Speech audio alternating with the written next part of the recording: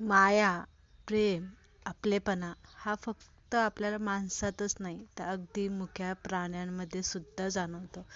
आजकाल ना कलियुग चालू आहे आणि कलियुगामध्ये ना माणसातल्या आईपेक्षा ना मुक्या प्राण्यांमधल्या आईमध्ये जास्त जिव्हाळा, प्रेम, आपलेपणा दिसतो.